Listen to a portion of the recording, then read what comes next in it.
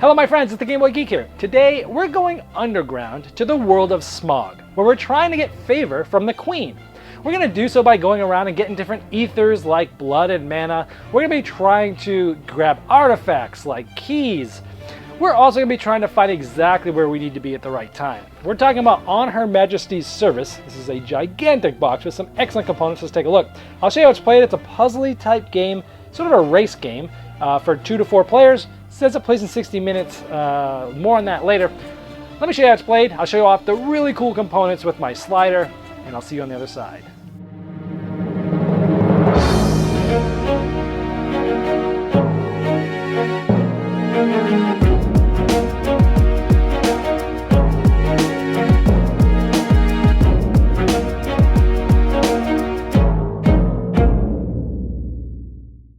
Look at the amazing minis that come in this game.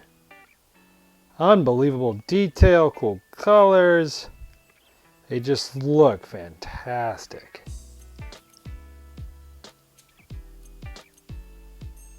Here's some more.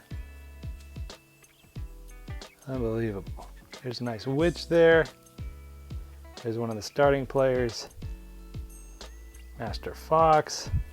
And finally, the Shadow Master. At the beginning of the game, you get to pick your character with some awesome artwork on it, and they also get the corresponding mini. And so you have different ones. You have Master Fox, we have Parvin Khan, which is the lady with the wings, and we have the guy that looks Scottish, John Brown. Now at the beginning of the game, you get your secret goals for the end of the game. I need to have, there's 4 different types of ether. Red is blood, blue is mana, and this white is ectoplasm, the yellowish. So I need to have 2 blood, 1 mana, 1 ectoplasm. I also get some artifacts I'll talk about later. And facing the board, I need to be in this spot. Now here's that card again, and this is the board, and here's all the gears that are on the board.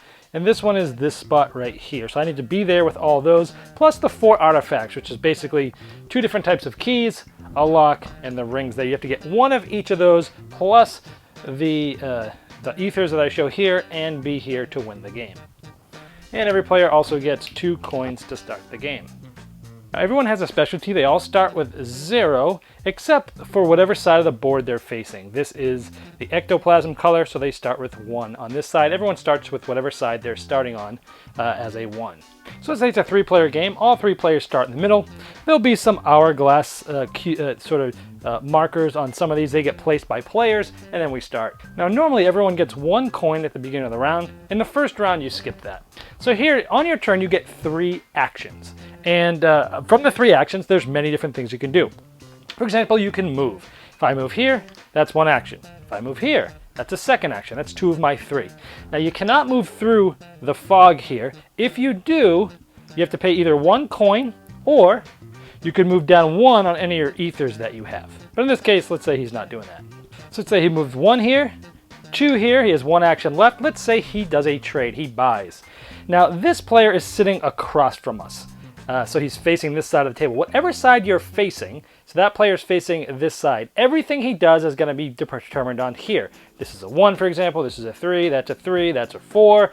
Those are all facing that guy whose turn it is. So here he can buy this artifact. It's the lock. It's one of the 4 you need to win the game. And right now the price is 1. So he will pay his 1 gold to the bank. He will then place a hourglass on the 1, and then he'll spin it 90 degrees clockwise. Everything pretty much always goes 90 degrees clockwise in this game, and then he would take this and just put it up in front of him. He has 1 of the 4 artifacts, and that would be the end of his turn. So now, if he had this, it'd be 2. If he hadn't had it, it's 2 now. But now is here, it's 4 for this guy, where before it was going to be 3, so it made it a little bit more expensive. Now, it's important to note that the setup of this game is pretty much the same every time. It's not a random setup. It looks exactly the way it was set up here. Now let's say this player is sitting on that side of the board, so this is the one they key off of, and maybe they have one of these. On their turn for an action, they can sell this, and they would sell it for 3. So they would take their ether of this kind, the ectoplasm, they put it down 1 on their board, they would get 3 coins for it. They would then place an hourglass here, then they would spin it. That would be 1 action. Spinning and putting the hourglass doesn't count as an action. Selling it was the single action. Now you can buy multiple things on the same tile during the same turn, and you can sell multiple things on the same tile on the same turn, but you can never buy and sell on the same tile no matter what you're buying and selling. Let's say this player was on this side of the board and he wanted to buy this for 1, but there's an hourglass there. For a action, they can just remove an hourglass. They can remove any hourglass on their location. It doesn't have to be where they are. That would have been at 1 action, and then he probably would have bought it for another action. So he would have bought it for 1, and then spun. That would have been 2 actions for him. If you're in the middle, this is called the esplanade. You can do 1 of 2 things. You can ask the queen for money. You always get 1 coin when you do that, and that's 1 action. If you have the least amount of coins when you do that, you get 2 coins. That's 1 action. You can only do this once per turn. All the other ones you can do multiple times per turns. The esplanade actions you can only do once per round. So for example, they just got coins. The other thing you could do in the middle, you can spin any tile on the board 90 degrees. So you might think this person wants to go this way. You could spin this 90 degrees clockwise. Now they can't come through here. And you also get a special card. So if you get one of these cards, they do certain things, like for example, you could steal 1 ether from an opponent. Now to be able to do this, this is a free action on your turn. After you've gotten the card for a free action on your turn, as long as you have 1 mana, 1 blood, and 1 titanium there, you show this and you can steal an ether from an opponent. So maybe you make their blood go from 1 to 0, and yours goes from 0 to 1. And you don't get rid of these. You don't spend them. You just need to show them that you have it. Some other cards to show you what they do. This one, hey, if you have titanium, you can turn this in for +2 coins. This one, you can get 1 free purchase. So instead of spending money for something, as long as you have 1 of each of these, you get something for free on your tile. This one is steal an artifact. Those artifacts of one of these 4 types of artifacts that you also need to win the game. And maybe another one, this says rotate the entire board 90 degrees in any direction if you have these 2, and that changes what everything's worth to you on the board. Now the last action you could possibly do is also a free action, much like playing one of those cards I just showed you, is essentially paying the Shadow Master. You can spend as many coins as you want over here. At the end of the round, meaning everybody has played once through, whoever has the most coins here actually gains the Shadow Master, and they place it here. Now this does a few things. Number 1, you're automatically first player for right now. Number 2, you'll get 4 actions instead of 3. But there's a detriment to it. First of all is at the beginning of every round, everybody gets a coin. But if you're the one with the Shadow Master, you must continue to pay the Shadow Master. So you're not getting any money for all the turns you have the Shadow Master. Now, if this continues on the same way, every round you're going to be getting some of these coins. And once the Shadow Master gets the 5th coin, it's automatically cashed out, it goes to the bank, and then it pretty much goes off where somebody else can easily afford to get the Shadow Master because I don't have any coins. Because at any time at the end of the round, whoever has the most coins in here will gain this Shadow Master. So if I had 3 or 4 coins here, somebody else, if I had 3 coins, someone else that turn could put 4 coins in their Shadow Master and get them, but that's pretty expensive. It doesn't happen too often. And so if nobody has any money here after it's been cleared, then at the end of that round, he will just go out and go there. Now, a few things happen also once you get the Shadow Master, and there's also one more big awesome thing that you get to do with these, but let me tell you a little more background first.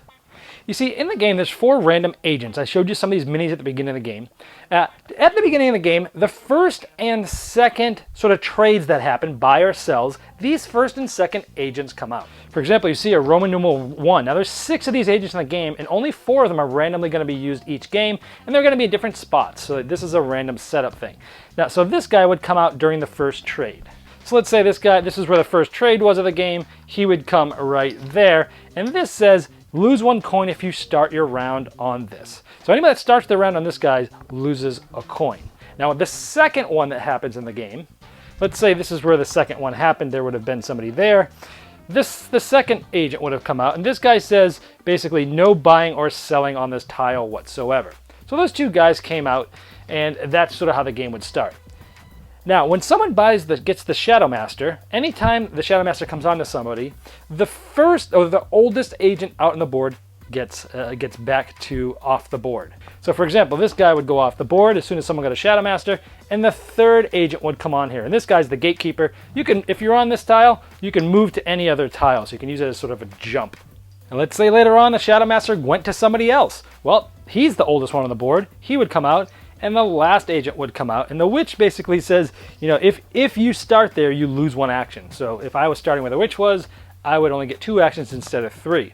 And this continues. That's how the Shadow Master and the agents work.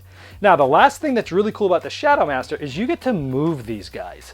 So at the beginning of your turn, in a 3 or 4 player game, you can move these guys 1. They can't move through the middle. They can go right through fog. It doesn't matter. These guys can move 1 like this. So you can do this to influence other people. In a 2-player game, they move too. Also, on the starting tile that they're at, you can remove an hourglass. For every hourglass you move, they move an additional one. So by removing that, in a 3 or 4-player game, she can move 2, for example.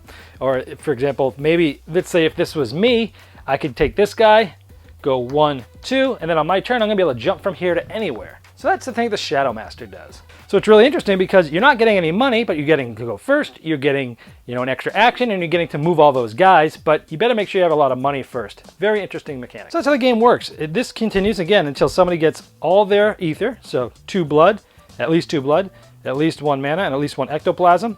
They have all 4 artifacts, and they are in the spot on the board closest to what this says, and then for an action on their turn, they can turn everything over and say they win. First off the bat, this game has amazing production quality, and you would expect nothing less from Cool Mini or Not. This is what they do. They are becoming the standard in production values in games. As you saw, those components are amazing, right? Those minis are awesome. They're so detailed, so cool. There's so many of them. The board's amazing. The gears are cool. The hourglasses are chunky. I mean, you put this game up on a table and you start playing it, people are going to just be drawn to walk over and see what you're playing because it just looks so cool. Now, the game itself, I enjoyed quite a bit. I typically like games that are sort of puzzly in nature. So, trying to figure out puzzles. And this game is very much like that. It's also pretty abstracted. It does feel more like a sort of an abstract game with a theme on there with interesting artwork and such. But overall, I liked it. It's really a race game. I mean, and it says 60 minutes. No way should this game take you 60 minutes. I've played this game 6 times already. Never have we gone over 30 minutes. I mean, these games are fast. And it's crazy. You bring out this huge board with all these moving gears. You sit people down. You see the components. You see it says 60 minutes on the box, and you start playing the game and you go, well, there's 9 actions you could do in your turn. And you put all those together and someone might go, I'm out of here. Like, it looks intimidating. It looks like I'm going to be playing a 3-hour epic game. There's 9 things you can do in your turn. But it's really weird that once you actually get into it, the actions are just so intuitive, like moving, rotating, buying, selling. They're so intuitive that like it just flows and it's easy. So it might seem like something that's intimidating, but it's quite easy once you get the hang of it. And even within the first few turns, people are going to know what they're doing and what they can do. So it's a simple game to play, but yet has a good depth there as to what should I do when. It's very tactical. Now, granted, based on your goals, you have some long-term strategy that you're trying to get, but each of your turns are very tactical because the board's changing over time. So overall, I liked it a lot. I like the puzzly aspect. The best part about this game by far is that mechanism of the Shadow Master. It's so cool how you can pay the Shadow Master, whoever pays them the most gets them, right? You get an extra action, you get to move those other agents around and mess with people or help you depending on which agent's out there, but you gotta keep paying them. You don't get that coin, so you gotta kind of like save up and either be able to have a lot of money before you do it, or maybe have the ability to sell something while you're the Shadow Master and keeping him. Very cool mechanic there. I really love that. It's so fun to grab them and just get an extra action and mess with people. It's a lot of fun. So overall, I really liked the game. If you like games that are sort of puzzly and abstractish in nature, this might be one you're going to want to check out. I will mention, though, there is a bit of take that as well. As you saw on those cards, you go to the Esplanade in the middle, you spin a tile, you get a card. Many of those cards are take that. Steal an ether, steal an artifact. Many of the actions that you're taking with the agents, with the Shadow Master, are making people lose coins, making people lose actions. There's a lot of take that in this game as well. So if you don't like feeling like, oh man, I'm almost there and someone stole my ether, if that's going to really ruin the game for you, knowing that that's a possibility and knowing that you could do the same to them, if that still bothers you, you might want to stay away from this because there is a decent amount of that. But in the end, it's free. You know it's there. You can do it to them too. So in the end, it wasn't that bad for me. As long as you know it's there, you can sort of maybe possibly plan for it or mitigate it in some way. But overall, amazing production value, much faster, much easier to play than it appears, and the Shadow Master is just so cool. This is one I highly recommend. World of Smog on Her Majesty's service.